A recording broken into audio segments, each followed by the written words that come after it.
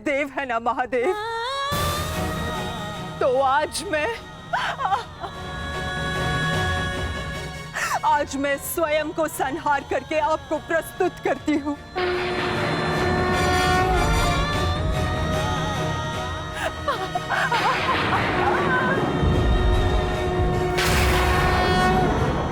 आपने मुझे शतपुत्रवती होने का वरदान दिया था महादेव, परंतु आज मैं आपसे ये जानना चाहती हूँ, क्यों आपने मेरा जीवन अभिशाप बना डाला महादेव?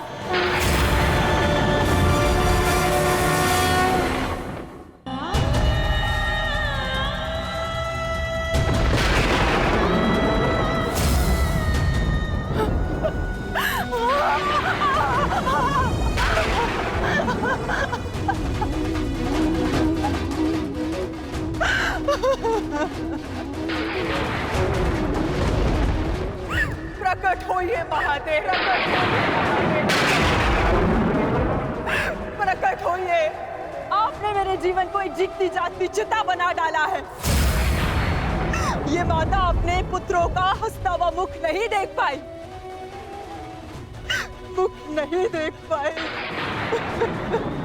परंतु उनकी चिताओं की अग्नि को अनुभव किया है महादेव। या तो आप अपने उत्तर से मेरे मन को शीतलता दीजिए, अन्यथा मुझे जीते जागते जल जाने दीजिए।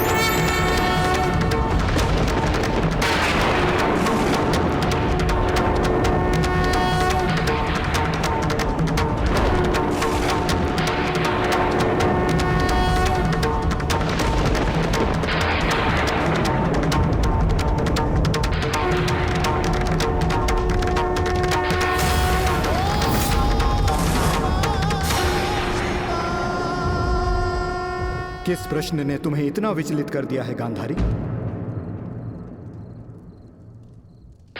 अन्याय ने मुझे विचलित किया है महादेव, वो अन्याय जो आपने मेरे साथ किया। मेरे 100 पुत्रों के वरदान को 100 पुत्रों के नाश के अभिशाप में बदल दिया है उन पांडवों ने। बोलिए महादेव, बोलिए, ये कैसी नीति है आपकी? ये तो नियति है गांधारी। हर एक के जन्म के साथ उसकी मृत्यु निर्धारित होती है।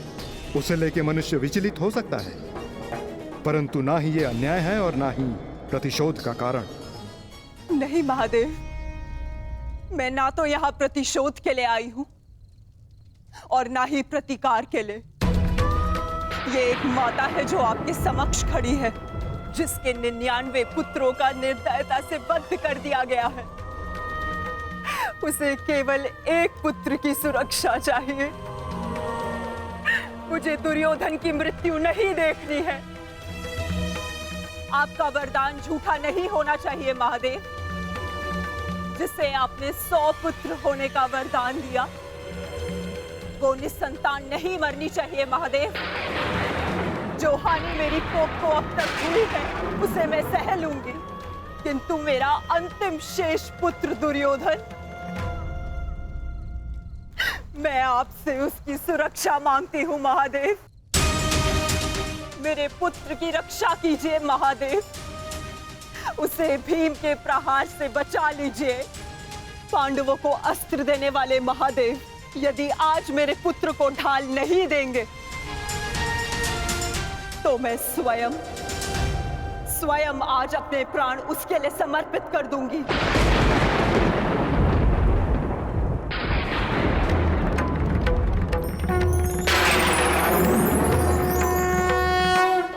तुमने अपने पुत्र के साथ अन्याय किया है गांधारी। एक माँ अपनी संतान को देख देख जितनी प्रसन्नता पाती है, उसकी संतान अपनी माँ की दृष्टि से उतनी ही शक्ति भी पाती है। परंतु मैं कुछ समझी नहीं महादेव। तुम्हारे पुत्र की सुरक्षा अब तुम्हारे हाथ है गांधारी। वर्षों से आंखें बंद करके जो तप अर्जित किया है उसका प्रयोग करो। तुम्हारी दृष्टि तुम्हारे पुत्र के शरीर को वज्र का बना देगी।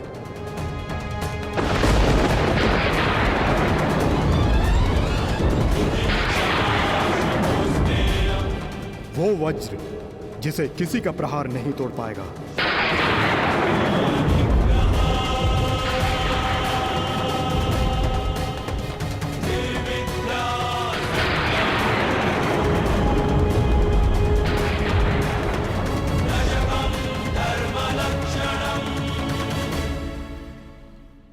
ये आपने क्या कर दिया महादेव?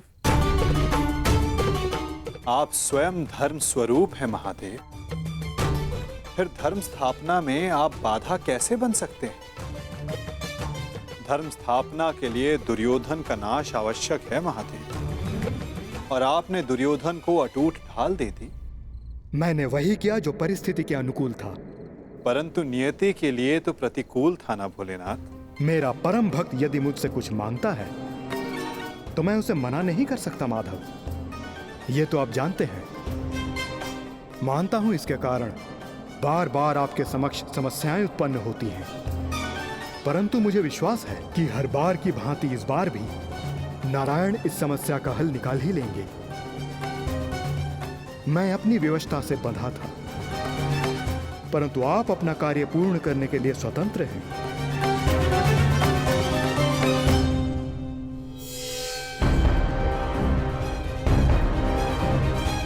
नियति के अनुकूल पर नीति के प्रतिकूल।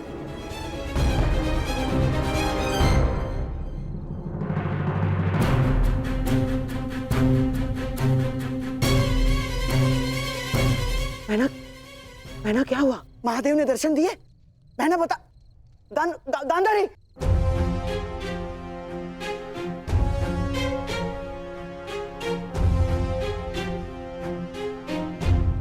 महारानी। दासी, युवराज दुर्योधन से कहिए मैंने उन्हें अपने समक्ष प्रस्तुत होने का आदेश दिया है, तुरंत।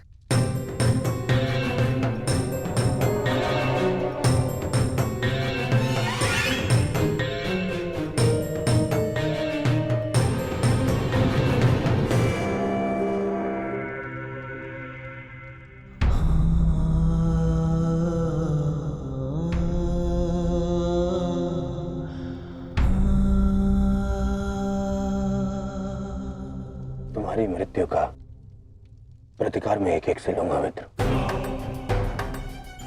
और पांडवों को छोड़ूंगा नहीं। उन्हें तुम्हारे साथ किए गए अन्याय का प्रतिकार चुकाना होगा मित्र।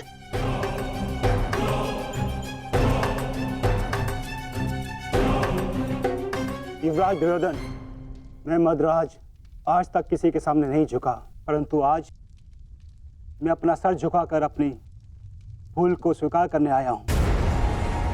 मद्राज, चक्र निकालने में मेरी सहायता कीजिए। तुम भूल रहे हो अंगराज, तुम सूत पुत्र हो, तुम स्वयं अपने रथ का चक्र निकालो। मद्राज, मुझे मेरा विजय धनुष दीजिए। नहीं अंगराज, मैं तुम्हारी आज्ञा का पालन नहीं करूंगा।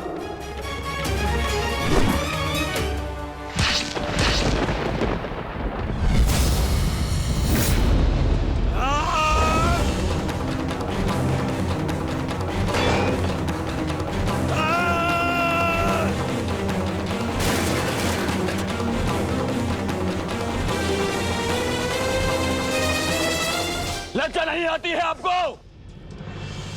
जिस कर्म को करने के पश्चात मृत्यु मांगनी चाहिए, उसके लिए क्षमा मांग रहे हैं आप। ऐसे कर्म को करने के पश्चात आपका अब साहस कैसे हुआ मुझसे क्षमा मांगने के लिए? चक्र रथ को निकालने में सहायता की होती, विकर्ण को उसका विजय धनुष दे दिया होता, तो आज एक धनुर्धारी मरता, परंतु वो कर्ण नहीं अर्जुन होता। आपने अपनी व्यक्तिगत शत्रुता मिटाने के लिए एक योद्धा के कर्तव्य से विश्वासघात किया। मन तो करता है कि वध कर दूं आपको। और आप जानते हैं क्या मद्रराज, ये आपका झुका हुआ सर, ये आपके लिए सबसे बड़ा दंड है।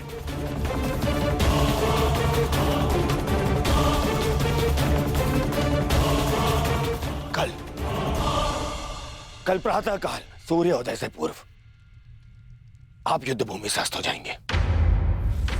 मैं आपका मुख नहीं देखना चाहता।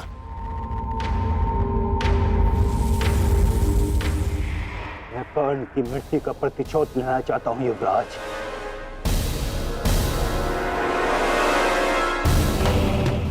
आप लेंगे प्रतिशोध, मैं लूंगा प्रतिशोध, और उसके लिए मुझे आपकी आवश्यकता नहीं है। प्रतिशोध लेंगे।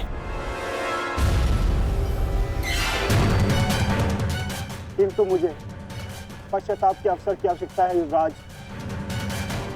मैं आपको निराश नहीं होने दूंगा। महारथी कर्ण का सारथी बनकर जो मैं नहीं कर सका वो मैं अब करूंगा, अपने कर्तव्य का पालन।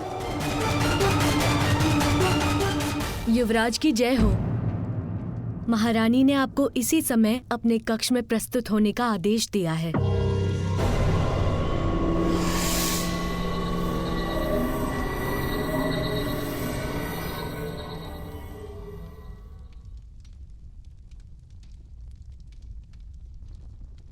पिताश्री, माता ने यूं अचानक मुझे स्मरण क्यों किया? इस समय एक माता केवल अपने पुत्र से बात करना चाहती है पुत्र। इसके अतिरिक्त मुझे कुछ ज्ञात नहीं।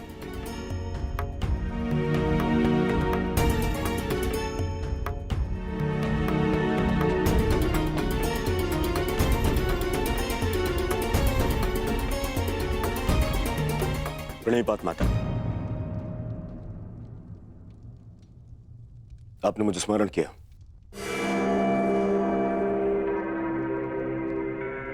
हाँ पुत्र, स्मरण किया, क्योंकि मैं तुम्हारा मरण नहीं देख सकती। संपूर्ण जीवन तुम्हें केवल एक ही पीड़ा थी ना, कि तुम्हारी माता ने तुम्हें एक बार भी नहीं देखा। स्मरण है दुर्योधन, युद्ध प्रारंभ होने से पूर्व तुमने कहा था, युद्ध से पूर्व एक बार, बस एक बार मुझे अपनी दृष्टि से देख लीजिए माता। आज मैं अपनी और तुम्हारी इच्छा पूर्ण करना चाहती हूँ दुर्योधन। आज मैं तुम्हें देखना चाहती हूँ पुत्र। सच माता, किंतु माता, अब जो मैं करने जा रही हूं उसके पश्चात तुम युद्ध जीतो या ना जीतो, परंतु मेरी ममता हार से बच जाएगी। मैं कुछ समझा नहीं माता। अब मैं तुम्हें जो कहने जा रही हूं पुत्र, उसे ध्यानपूर्वक सुनना और आज्ञा अनुसार ही पालन करना।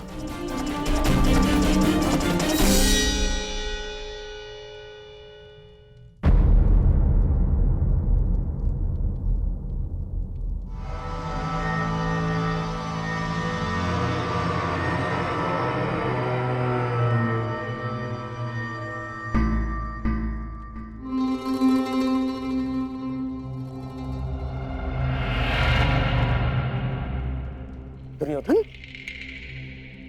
क्या हुआ? क्या कहा गांधारी ने? और उसने तुम्हें क्यों बुलाया था? गंगा स्नान के लिए जाना है मामाश्री। गंगा स्नान? किंतु क्यों दुर्योधन? देखो दुर्योधन, तुम अपने मामा को कुछ नहीं बताओगे? हैं? ये स्नान, ये क्या है सब कुछ? माता के आदेश का पालन करने के लिए किंतु परंतु नहीं पूछते मामाश्री। मैं भी तुम्हारे साथ चलता हूं।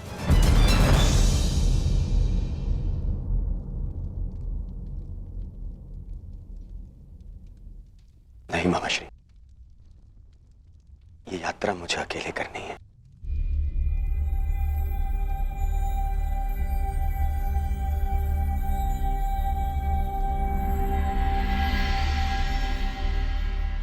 आइए आप सब भोजन ग्रहण कर लीजिए। किन हाथों से भोजन ग्रहण करें पांचाली?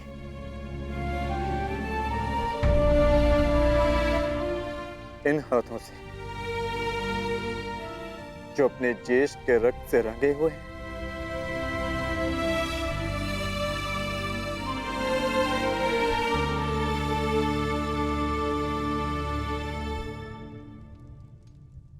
जाओ पार्थ, जाकर विश्राम कर लो। कल प्रातः पुनः युद्ध प्रारंभ होगा और उस युद्ध के लिए सज्ज रहना होगा तुम्हें। परिवर्तन के लिए ज्येष्ठ ने अपना जीवन त्याग दिया।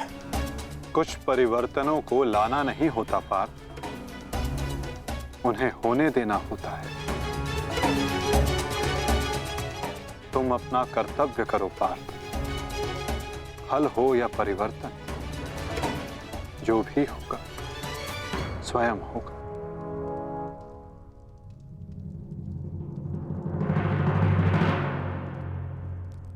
आप कहां जा रहे हैं माधव?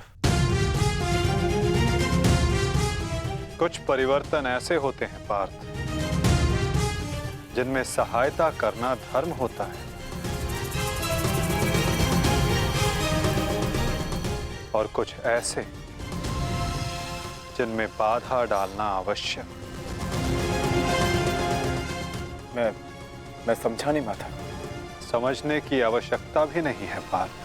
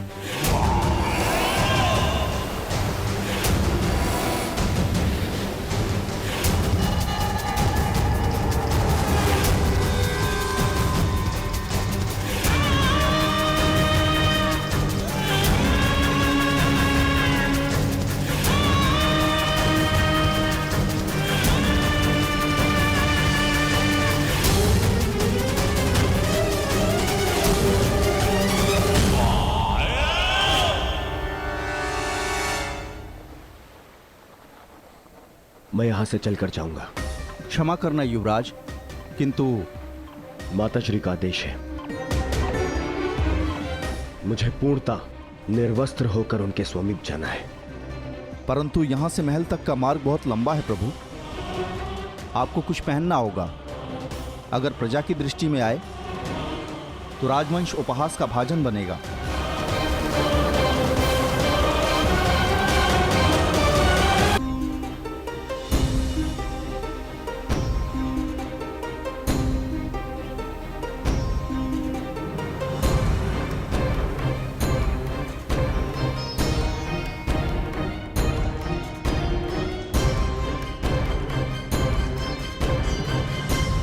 अपने पिता का आदेश नहीं मानता, बहुत बड़ा बुद्धिमान समझता है अपने आप को। क्या कहा था मैंने? बछड़े की डोर हाथ में रखना समझता नहीं है? बहुत बुद्धिमान है तू। क्या समझाया था मैंने? क्या कहा था मैंने? क्या पूछ रहा हूँ मैं? क्या समझाया था मैंने? ये क्या कर रहे हो? क्यों इस बालक को कष्ट पहुंचा रहे हो? अब तुम कौन हो हमारे बीच में आने वाले? ये मेरा पुत्र है, मैं जो चाहे इसके साथ वो करूं। तुम हमारे मध्य में आने वाले कौन होते हो? मैं हस्तिनापुर का युवराज हूँ। क्षमा करिए युवराज, मैंने आपको पहचाना नहीं, परंतु वास्तविकता ये है कि इसने अपने माता पिता के आदेश का पालन ही नहीं किया। मैंने इसे बताया था, बछड़े की डोर कभी हाथ से मत छोड़ना, सदैव डोर अपने हाथ में ही रखना, परंतु ये नहीं माना। इसने बछड़े की डोर को अपने हाथ से छोड़ दिया और बछड़ा खो गया। अब आप ही बताइए मैं क्या करूं? परंतु आप इस भांति अर्धनग्न अवस्था में? मेरी माता का आदेश है। देख, सीख इनसे कुछ। हस्तिनापुर के युवराज होते हुए भी अपने माता पिता के आदेश का अक्षरशः पालन करते हैं। धन्य हैं आप युवराज।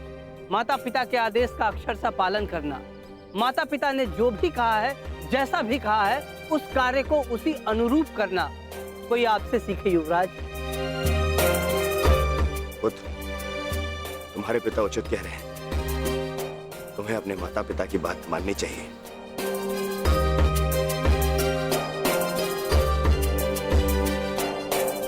माता पिता के आदेश का अक्षरशः पालन करना, माता पिता ने जो भी कहा है, जैसा भी कहा है, उस कार्य को उसी अनुरूप करना कोई आपसे सीखे युवराज। धन्य हैं आप युवराज।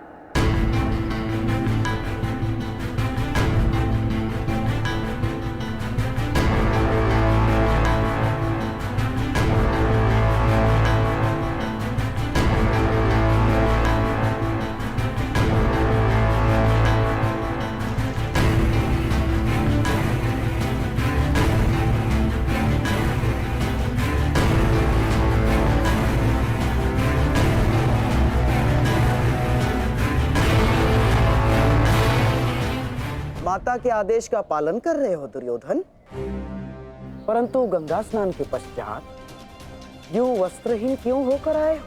माता श्री का आदेश है ममशी, निर्वस्त्र होकर आना है। बुद्धिहीन हो दुर्योधन।